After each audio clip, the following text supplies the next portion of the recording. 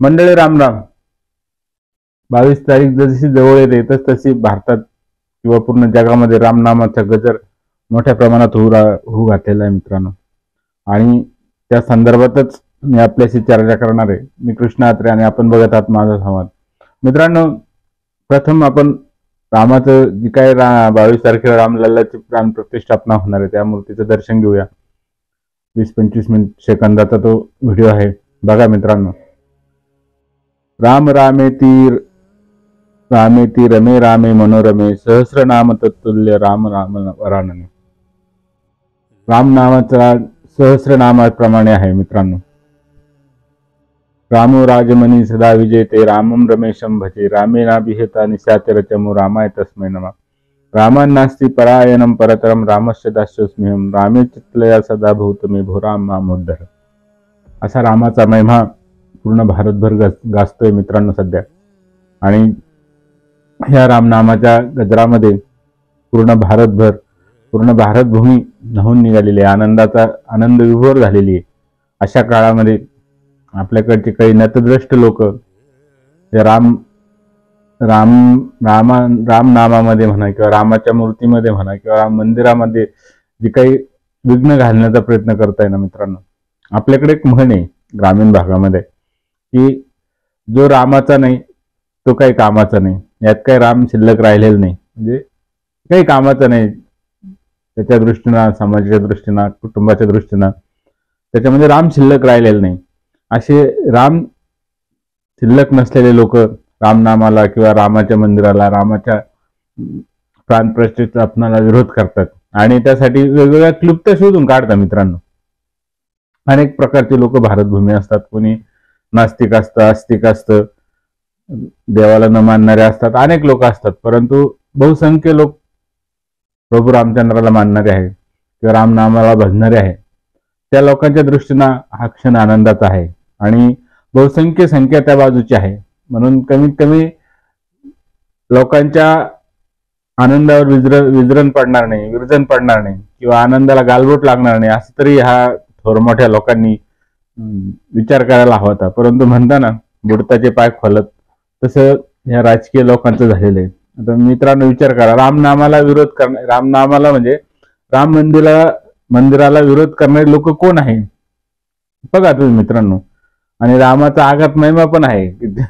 स्वतः हे काय आपला फारुख अब्दुल्ला यांनी सुद्धा रामनामाचं भजन गायलं.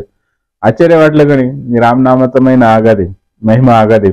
तरी ह्या रामनामाला विरोध करणारा, राम मंदिराला विरोध करणारा एक वर्ग सातत्याने पुढे येतोय.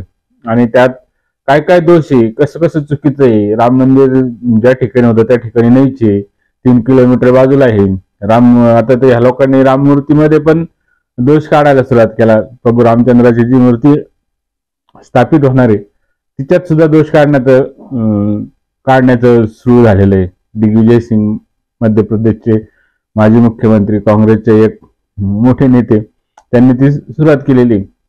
म्हणजे ज्या लोकांनी जसं रामनामाला कायमचा विरोध केलेला आहे, राम मंदिराला विरोध केलेला आहे, असे लोक आता ह्या आनंदाच्या क्षणात सुद्धा मिठाचा खडा टाकण्याचं काम सध्या करताय मित्रांनो.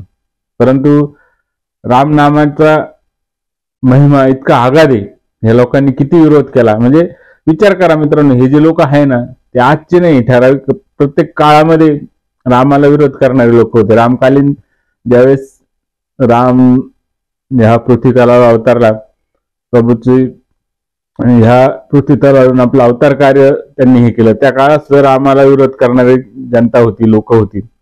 आणि हे म्हणतात की काय मग आपल्या पृथ्वीतलावर किंवा भगवंतानी दोन्ही गोष्टी निर्माण केलेल्या आहे म्हणून तर ज्याचा महिमा मोठा गाजला जातो किंवा सत्याचा विजय जे आपण म्हणतो ना, असत्याला मानणारे पण असतात, सत्याला मानणारे पण असतात.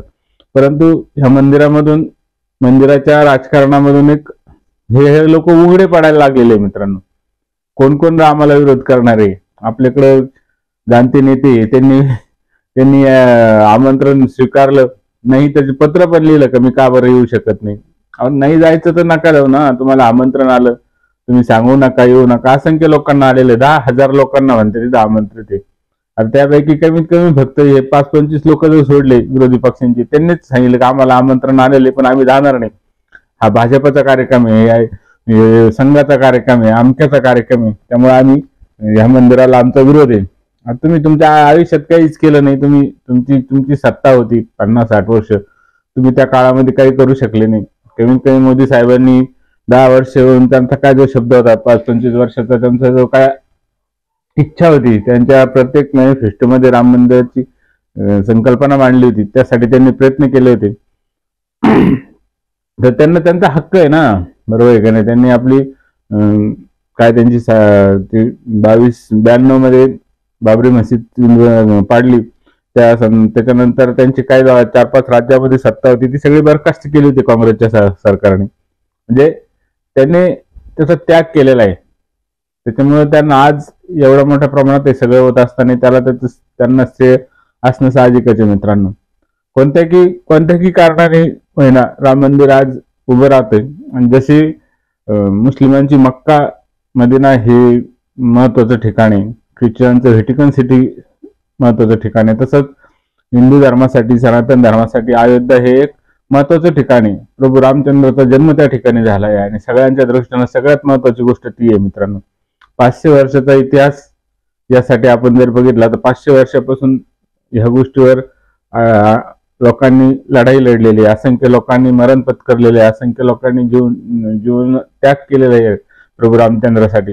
या सगळ्यांची भक्ती म्हणा किंवा धारणा म्हणा, त्याचा परिपाक आज आपल्या दृष्टीत पडतोय. आणि प्रभू रामचंद्राचं हक्काचं मंदिर, हक्काचं घर, जे सनातन धर्मासाठी म्हणा, हिंदू धर्मासाठी म्हणा एक अस्मितेचं ठिकाण आहे, ते मंदिर उभं राहत आहेत. आणि ह्या मंदिराला काही नतद्रष्ट लोक विघ्न घालतात. लोकांनी, आपल्या सर्वसामान्य जनतेने ओळखायला पाहिजे की आपल्या दृष्टीनं कोण महत्वाचं आहे, बरोबर आहे की नाही. जो रामाचा नाही तो आपल्या काय कामाचा.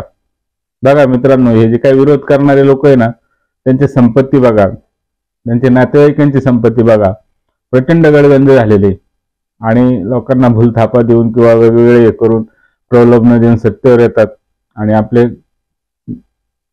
तुंबड्या भरल्या जातात. मित्रांनो, 1-2-22 तारखेपर्यंत ह्या आनंदाचं वातावरण आहे, ह्या लोकांकडे लक्ष देऊ नका आणि ह्या आनंदात मोठ्या प्रमाणात सहभागी व्हा. विषय जर आवडला तर चॅनल सबस्क्राईब करा, लाईक करा आणि व्हिडिओ पाहिल्याबद्दल